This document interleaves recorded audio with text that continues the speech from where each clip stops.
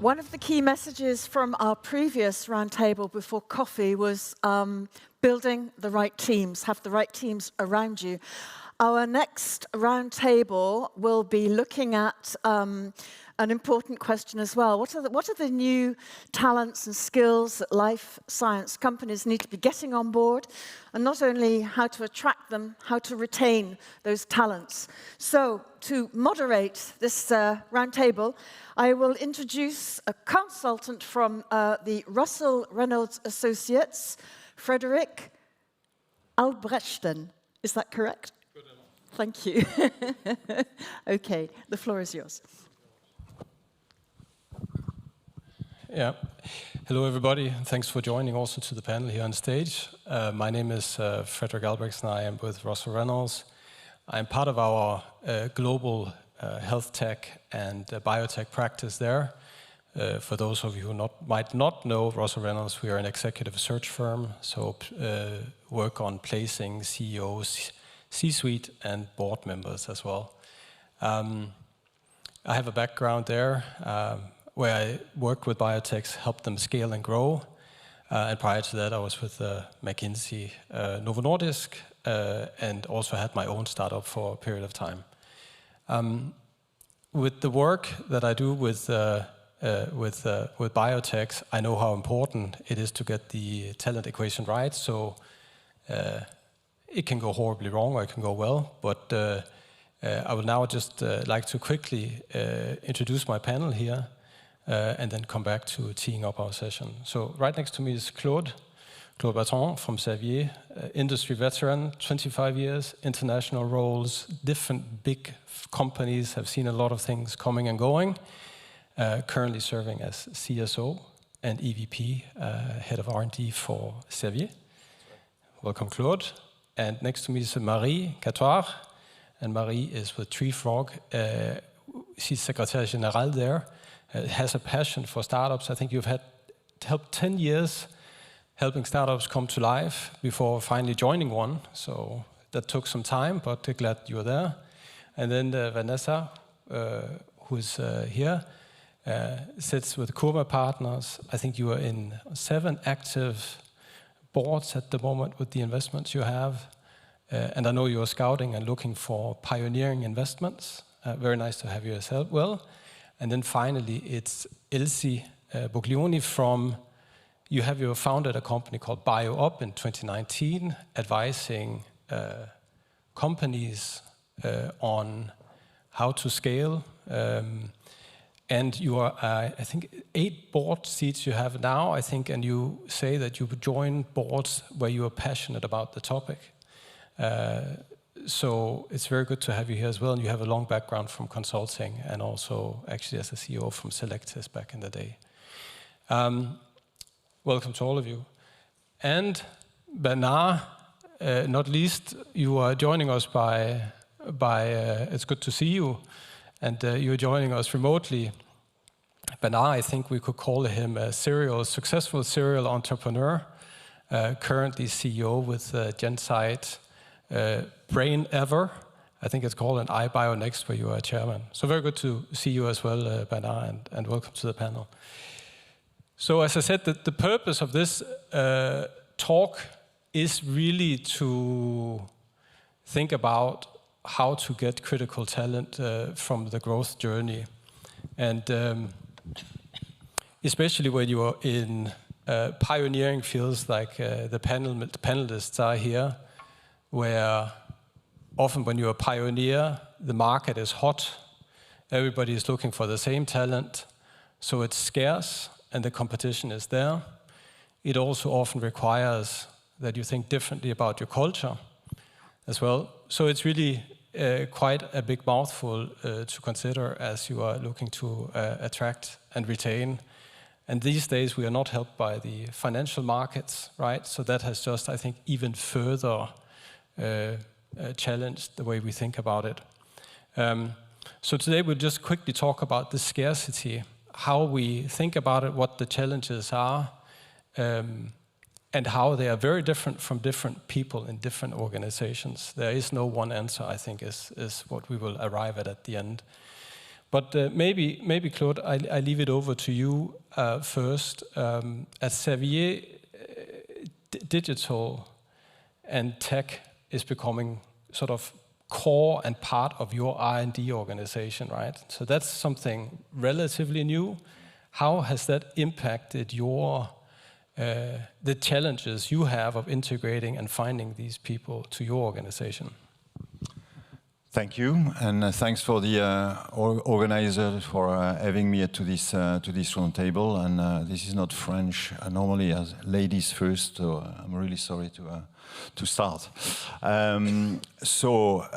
Multiple challenges actually. Bouncing back on one of your comments and the biotech environment and investment environment at the moment, I would say would help eventually a company like mine.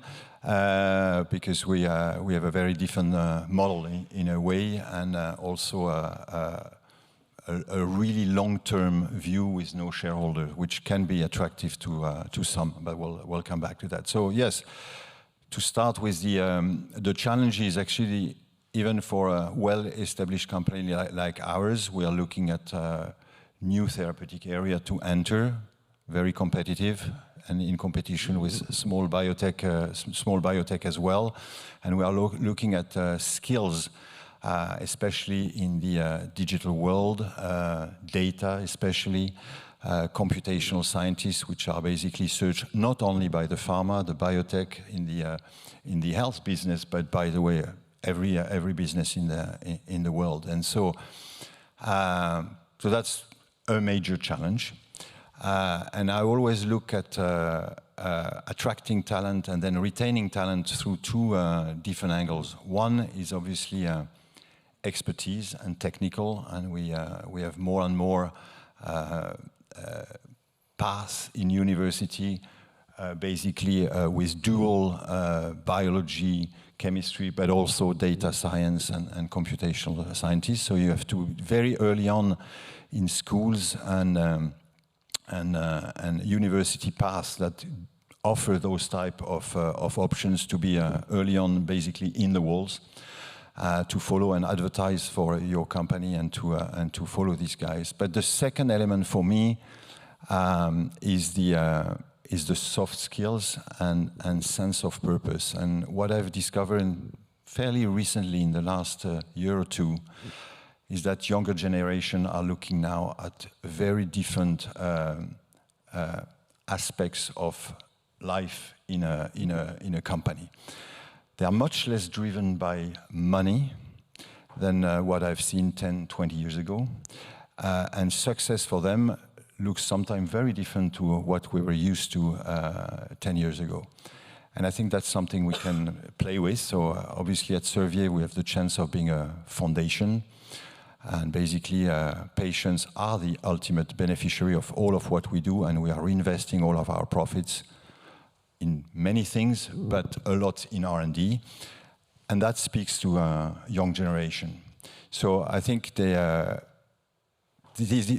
where I will start the debates, as saying that there is competition, it's fierce, and we are all looking for the same expertise. So in a way, you have to play on some other aspects to be able to attract and potentially retain when they've been living through the experience. Sometimes it works, sometimes it doesn't work. We'll come back to that. But I think it's very important to also play on this second pillar. Okay, thanks. And then over to you, Marie. And you and me, we joked a bit before coming in. Your website is outdated, right?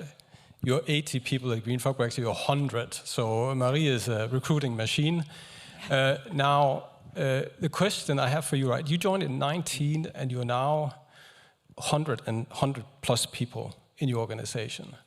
Tell me a little bit about the challenges that you had when you started compared to where you are today, and also as you're transforming into becoming more of a therapeutic-based company. Yes, hello everyone. Actually, yes, we grew from 0 to more than 100 plus 5 in the US, so that's quite of a challenge for us. And I should say, yeah, we did it quite easily so far. This is the end, actually, but it was Quite easy because we started as a startup with a kind of mindset, and that's exactly what you just said. We had one vision that was cell therapy for patients, and we hired a lot of young people who were just like fascinated by the subject, the issue, the cell therapy field, brand new field, new expertise and technology. So we managed to hire a lot of people on our motto, on our vision, and on the expertise side, which is IPS, stem cell 3D culture on one side, microfluidics applied to biology on the other side. So that was quite successful. Now we're on the path to clinical phases, which means we need to enter the mainstream hiring competition in some very tense positions, I would say, worldwide, with senior executive positions to fill.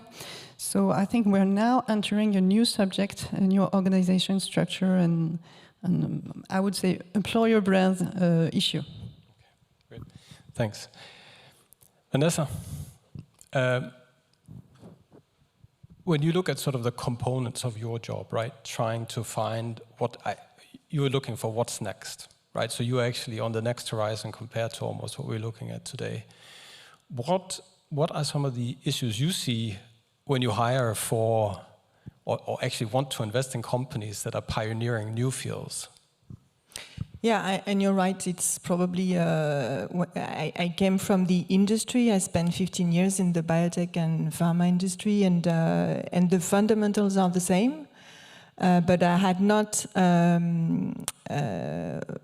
foreseen the magnitude of the HR aspect of my job in a venture capital firm. It's huge. It's everywhere, and I see three critical aspects which are very different, and for which there is no magic bullet or recipe, of course. So it's agility and we try to address one problem at a time. But one is that Kurma invests also in health tech. We do a lot of digital diagnostic, and we enter digital therapeutics. And here I would very much support what Claude said. We see a lot of young, talented tech people coming to us. And they come to us easily because they want to do something which has a meaning. So that's not an issue to recruit them, that's not an issue to find them, that's not an issue to motivate them. And the only thing we have to do is that they know nothing about our regulated business. They're 25 years old, those CEO, very different from the CEO of our biotech. And so our role is basically to surround them with people like us, people with gray hair, who can give them a little bit of the understanding of the pitfall, the specificity of our world in terms of FDA, CHMP, all of that. That's number one. The number two for us, and it's pretty critical because we create company, is to have the right team in a discovery setting. We're in a special business. The only other business I know like that industry is the plane industry. Whatever you decide in discovery, you push the button, you run for 15 years, and you will know at the end if you made wrong choices 15 years ago, and it's basically too late. And it's any other business, the tech business, the computer business, you work by iteration. So you make a mistake, you change it, you make a mistake, you change it. It's not like that for us. So to have the right team at the discovery stage is super crucial. And of course, it's not the best stage to recruit the best people because it's also very risky. So the way we do it at Kurma is that, and that's what I've done with Corlive, a company that was quite successful in terms of exit, is that we when it's too hard, when it's too emerging as a technology, we build a partnership with a company. In that case, it was gene therapy, so we did it with RegenXBio, so that we have a strong team from the start. Yeah. And it's easier to attract a CEO who is not a gene therapy specialist. In this case, he was coming from the peptide world. So it's a little bit of agility again. I think there was a nice paper from BioCentury yesterday saying that how much gene therapy people, good people, are scarce to find. And the third one, and we can come back to that, but it's a critical issue for us, and it will become, if we want to grow our industry in Europe, is to find good commercial people. But we can come back to that. I don't want to take too much. Now I'm actually going to go to you, Benna. So a quick question. I hope your sound works once you start speaking, but let's hope we'll see once we get there. The quick question for you with GenSight, and I think exactly what Vanessa is talking about, the gene therapy CTOs that successfully sort of help you. Well, it's almost from CMC package all the way through to the regulatory filing, getting all that right. How have you seen that developing? Because you've been on this journey since 2013, I believe it is, when the company was founded. How has that developed over time for you, the ability to actually find this talent internationally? Well, I believe you can hear me, and I hope so.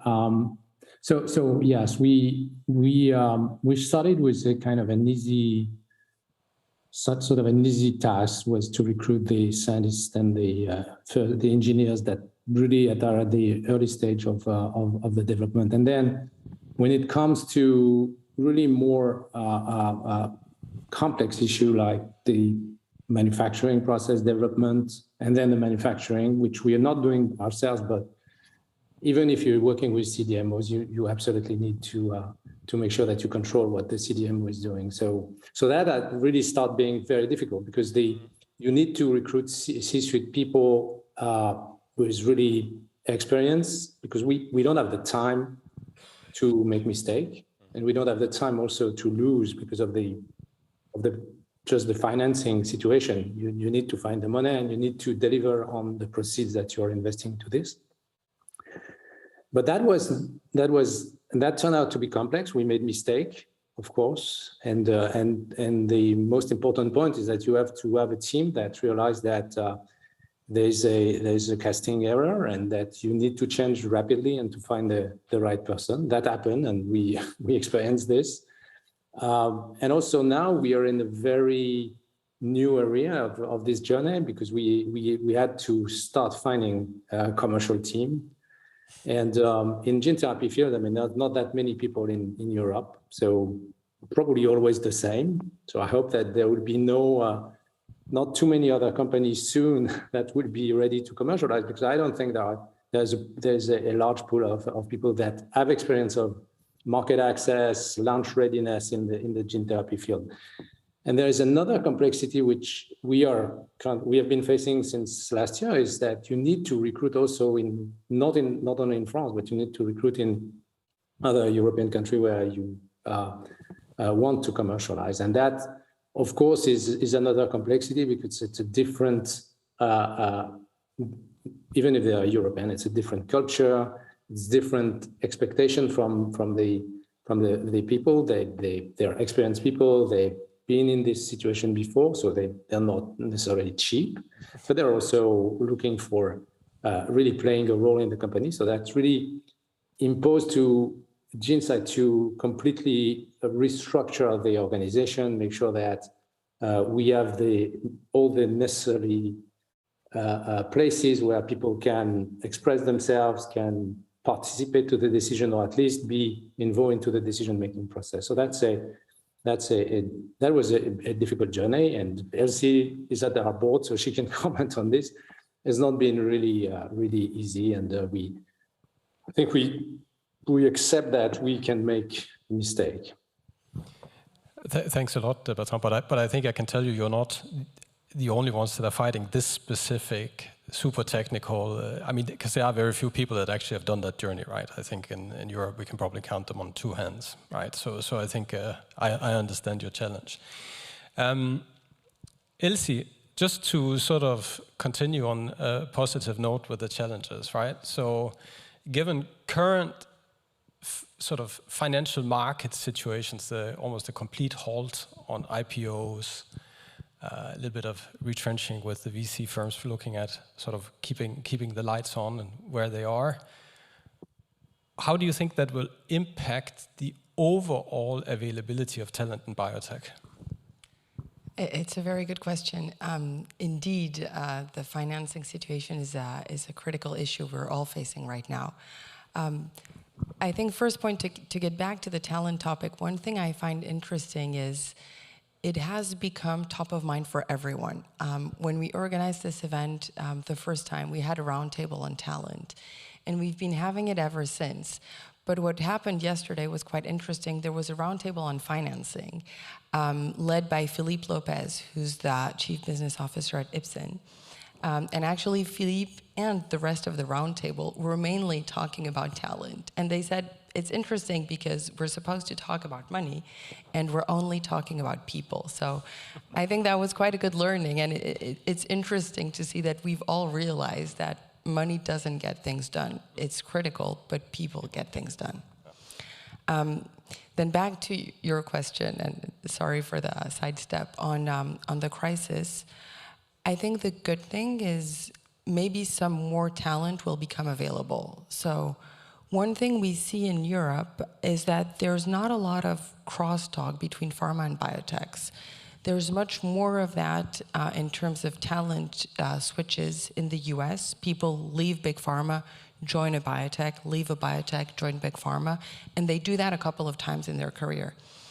In Europe, people are a little bit more scared to get out of big pharma and into biotech. Now, what's interesting now is some people are forced to get out of big pharma. I know you and I were talking about what's happening in Switzerland. So this opens up a new talent pool. And to what Vanessa was saying, you need to get it right from the start. Having people who have been in later stages of development is very interesting. And this is new. There's this new talent pool. Now, will they be well suited for biotech? Will we be able to attract them?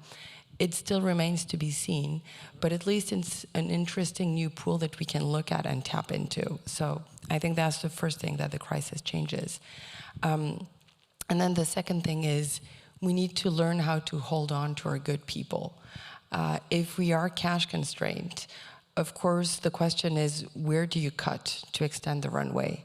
And one of the first answers is, what are the big spends? And one of the big spending area is people and expensive people. And I think an easy mistake to make is to say, we're pushing back commercialization. Let's cut our chief commercial officer because that person cuts a lot of money. And I'm sure Bernard has in mind what we did not do at GenSight, which is exactly that. We have hired a very senior person to take care of our launch, and we are holding on to that person, and we are continuing to prepare for the launch, even if the conditions aren't exactly what they were a year ago. And I think this is something that biotechs should really think long and hard about doing. If you have the right team, and if you have a good team, you should make sure that you hold on to your top people. And maybe that means having tough conversations sometimes about salary. Maybe that means also switching to some executives, especially in the US, are happy to do part-time and also do a little bit of consulting on top. I think we shouldn't shy away from being creative, but we should also be very careful not to let go the top talents. Okay, thanks, Elsy. So, now we've done the round on challenges. Now we just need to cover attract, retain, develop, right? So we have 20 minutes to go, so we probably won't cover it. But I think maybe we start a little bit just on the topic of attraction. Claude, I'm going to ask you something first, maybe a bit provocative, but you let me know. Do you think somebody from the data and analytics team could ever become head of R&D for Servier? Why not? And actually, it's interesting because we had a big session with my leadership team on talents just last Friday, actually, and that's the type of discussion we had. So it's probably a bit early, because what we want to make sure is that it's not happening with data what happened with genomics 20 years ago. So big wave, biggest excitement, and then it's suddenly going down. So I think, I don't think anybody will question that data are becoming more and more important and will continue to be, but it's more around the artificial intelligence and all of what we can say and do with artificial intelligence, which I think is still a question mark. But having said that, I really think that in the complex environment we are living in, meaning the R&D in the pharma and the tech and health, we are looking for now profiles that are, in a way, combining many different things. And we'll come back to the soft, which are very keen to me. But for sure, future head of R&D will probably have some of those mixed backgrounds. So I'm not saying that it's going to be the last geek that come across, but I'm absolutely convinced that yes, we will need dual, triple type of path to be able to be successful, and at least able to understand what's behind what we do and how we use those different technology and tools all through the value chain, because I think I agree with what was said. Very important to start well in discovery, but it's a very long journey, and we see that the impact of technology is now across the entire value chain. And we have projects actually involving data, digital, artificial intelligence in probably every steps from really target discovery to I would not say regulatory yet, because agencies are still fairly reluctant, with the exception maybe of FDA. But even though real-world evidence, real-world data are coming, and it definitely will have inroads in the next couple of years.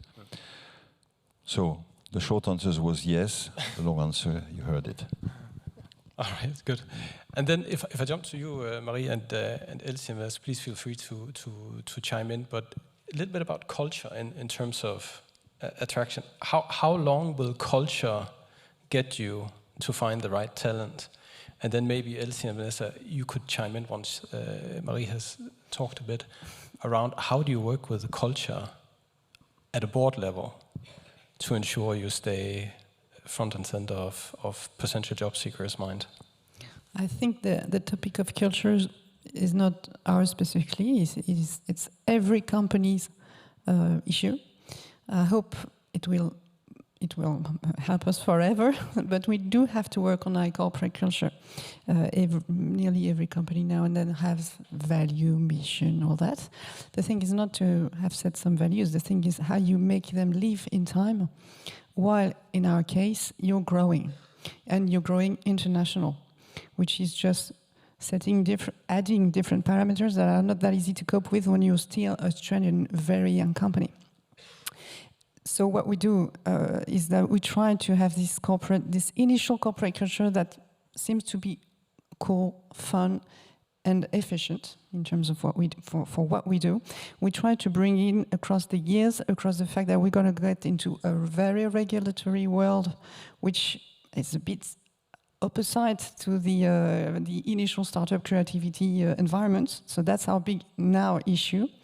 So we try to bring that in time, to work on that, structure things, and still keep the right places where people don't lose the reason why they joined, and just stay with us.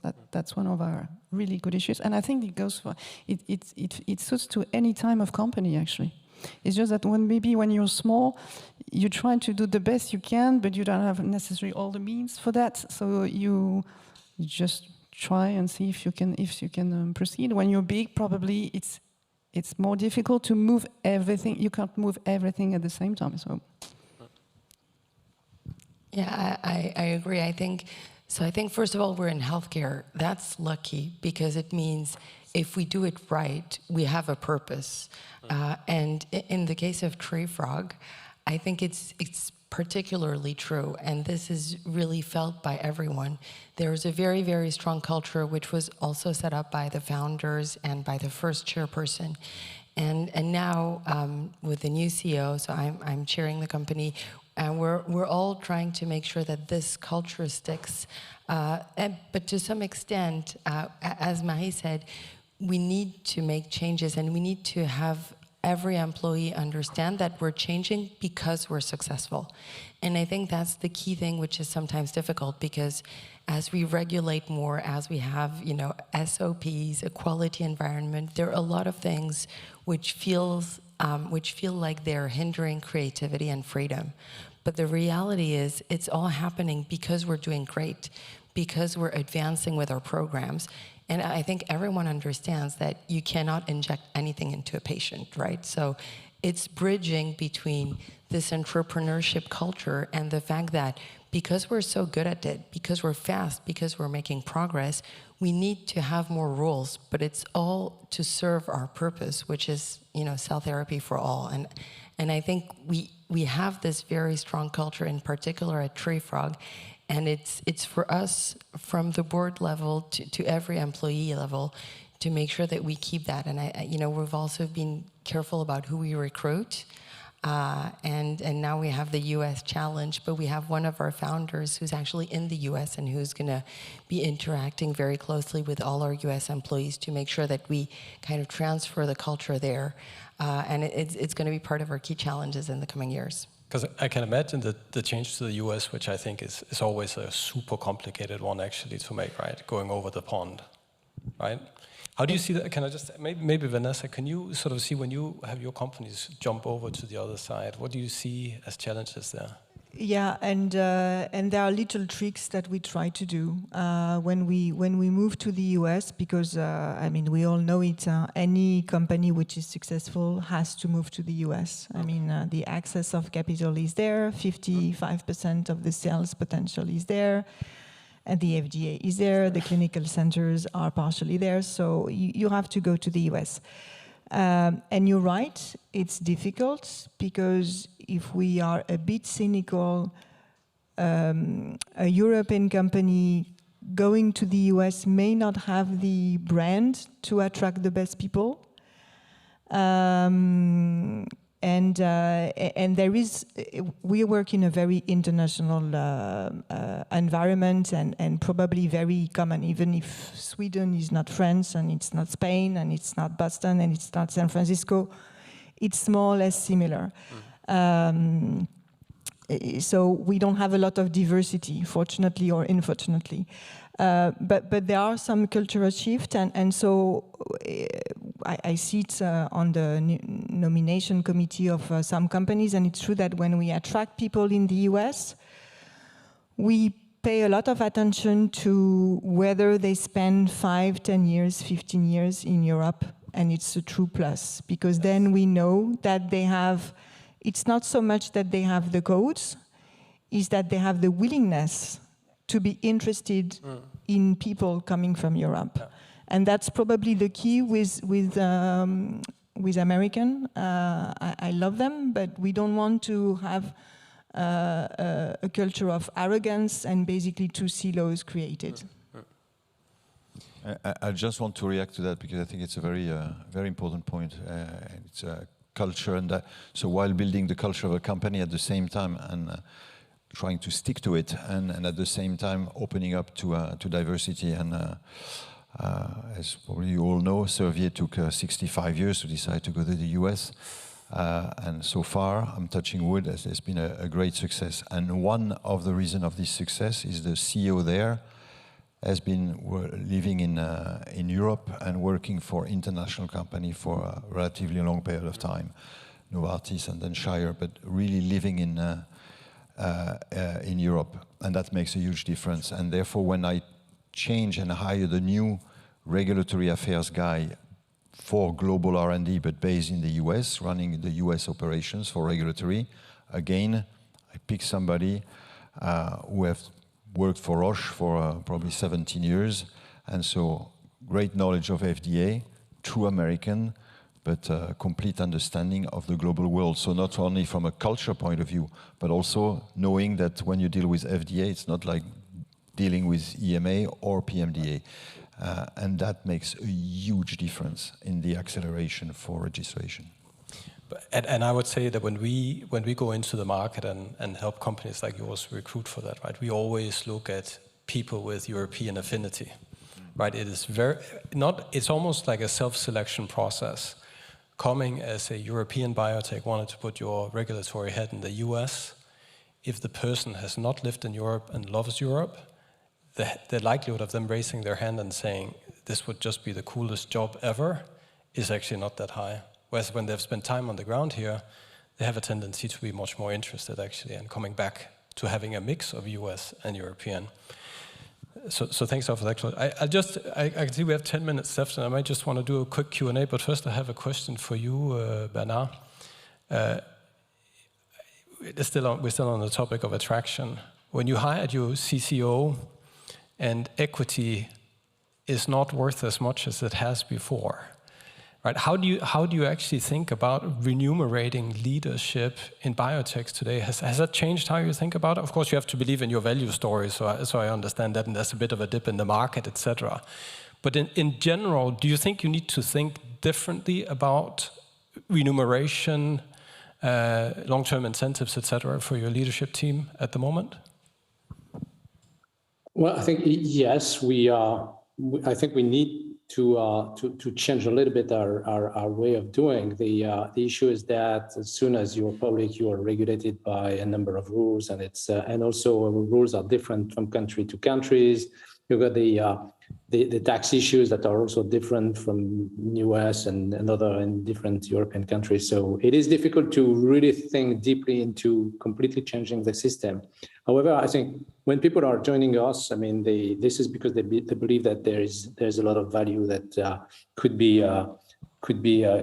be made out of what they are going to do and their contribution. So it is in large part still very important for attracting talents at the level of the C-suites, of course. It's also true that many of these people are also getting compensation that are in the high range, and you need to accept this if you want to have someone that has been successful into already launching an innovative therapy in a region or worldwide. I mean, that is really an investment that you are making. So we need to make this as an investment, and then to retain those people. I would just want to come back to, I think it was one of the first remarks by Claude, is that these people are looking for not only for money, not only for long-term incentive, but they're looking for other things. They're looking for sharing a number of values that they believe. It's not like the very young people or the very young engineer or scientists now dealing with people that are in their 40s or 40s or 50s with a lot of experience, and they're really willing to contribute to many other things. And Claude was referring to, Servier is now a foundation, and so they can do a lot of things, which we can't, of course, do, but we start discussing with the COMEX as to other things we can put in place to also give even more sense that, okay, we need to reach out to the patients, we need to make sure that patients are getting access to the treatment, and we need to develop the company, of course. But aside from this, there are many other things that could be done, working on inclusivity, working on what is going to be the challenge of for patients that are not in Europe or not in the US to access the treatment. And of course, there are many patients in South America, Africa, where priorities are different, but there are still patients that would need to access this quite expensive treatment, of course. So we start also putting this in place so that this is something that is adding even more sense to what they're doing every day, and they appreciate this. May I add something? Because we were discussing it earlier. Also, we are now finding that including the executive levels ask for remote working. And this asks a very basic question. So how do you lead a company with half of your C-suite which is not physically there? And I think it's more pregnant if you're a small company, actually. But it's quite an issue. We built 45 square meters R&D centers in Saclay, which will enter in the spring of next year. And this is probably our biggest nightmare with my leadership team on saying, how can we make this site lively, create the miss out syndrome, basically, of people being like Bernard remotely saying, not being there, I missed something. It's a huge amount of work and energy that we need to put into that, because at the end, we'll not be able to fight against the remote. But if you want to create a company culture, being an old one transforming or a new one just at birth or just beyond, humans are animals, and we need to have the face-to-face. So how do you create that? And this is really something interesting, to try to find the right balance. And as Bertrand said, it's a young generation, but it's also now older generation, because they're looking at work-life balance and how can they be in a great environment and at the same time have a fun and attractive job. So that's why you start to see where we're in Bordeaux. How can we? What are the that's not bad, flights? Yeah. It's not bad. To some people, it's just great. To others, it's just like too far away. Okay. From any interesting hub. But I think for you, Claude, the good thing is we actually did a survey internally with all the RA consultants the other day. We talked about what's the trends currently about getting people back into the office. People are getting back into the office, slowly but surely, right? So you start actually see now, I think the ones that have the least mandatory now is around 3 days. They're coming back. Okay, you made my day. Yeah. It's not only a matter of culture and efficiency, it's a matter of training of the next generation. I mean, there are many jobs, and I think having been in a different French companies, we don't have training processes. We're not the US.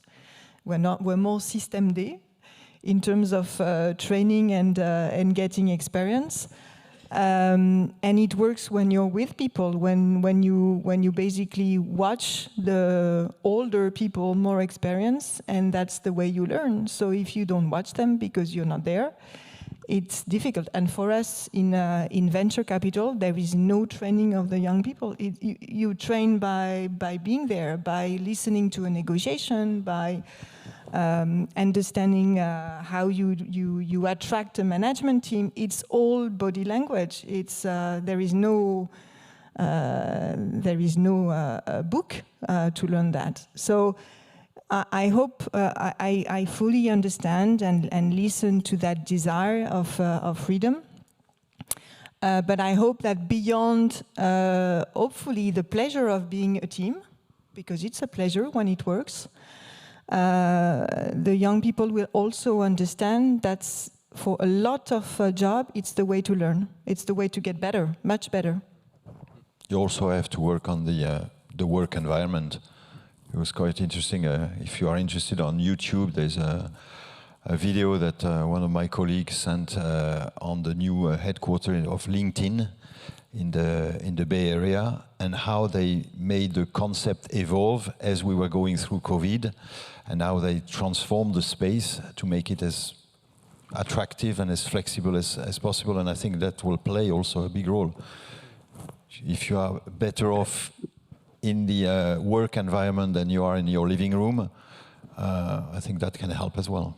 Going back to training, actually, I think that will be one of our, it's a component of the package, actually, for any generation of employee in the company. And I think that's going to be one of our main challenges. And we are, right now, I've been hiring people that I knew that were able to transmit, because they have been trainers in some other environments. And are trying to make sure, and then we are now working with some universities, with various institutions to be able, as our positions and skills are a bit different, a bit new, to be able to go back to the schools and tell them, let's work together so that we can make sure that the people we hire, if they're not ready, they will be ready, because you're gonna help us. And training for me is a really, really, I mean, it's a key point in our tech environments.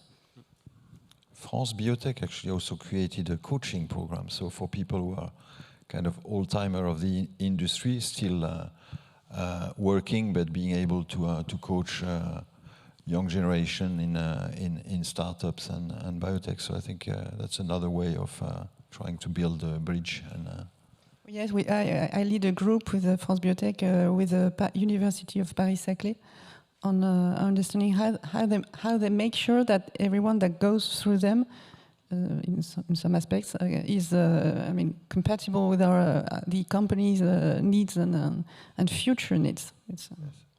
That's also the role of the board, right? To share and transmit things to the employees. I mean, at GenSight, for example, Bernard picked a few board members to organize a workshop on commercialization with the broader team. And I think that's interesting because then it also allows some other employees who are not usually presenting to the board to show what they're doing, to share their plans. So it goes both ways. It's the board training them, but also them being able to shine in front of a new environment. And that typically is a day where they're happy to travel, they're happy to be in Paris. Some had traveled from all over Europe. So it's about creating these events that create the right sharing dynamic.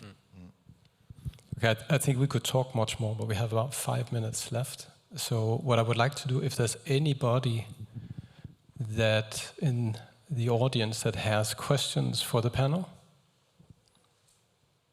There's one in the back here.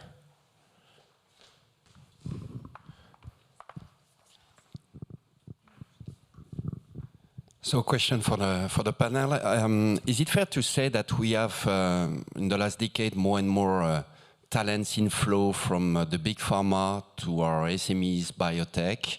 And I wanted to know if you first agree with this, and if you see as a way to better accelerate our company going forward, making them growing faster and better.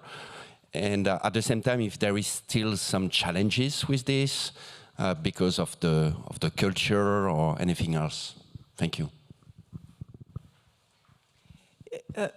Yes, we see more. That's true. But for me, there is still a critical gap which is related to Europe, and I alluded to earlier.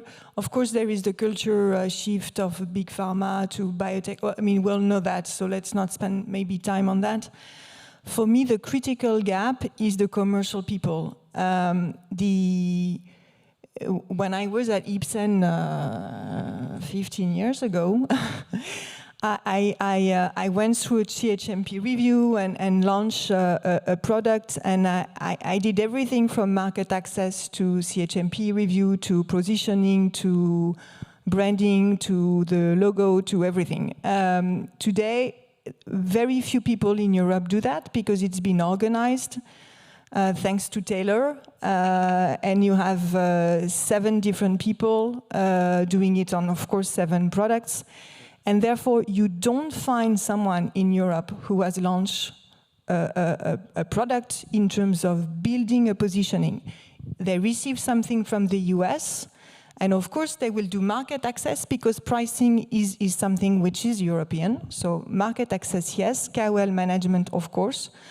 But in terms of building a brand, building a positioning, building a strategy for a label, all of that is super hard to find people, medical device or biotech, who have done it. You attract general managers and you know they've launched 5, 6, 7 products, and in reality, they have applied a US strategy to Europe, which is a customization, so it's a start, but it's 20% of the work. And that's super hard to find. That's really for us, and you're a growth player, so that's exactly your sweet spot. That's also, we're starting that.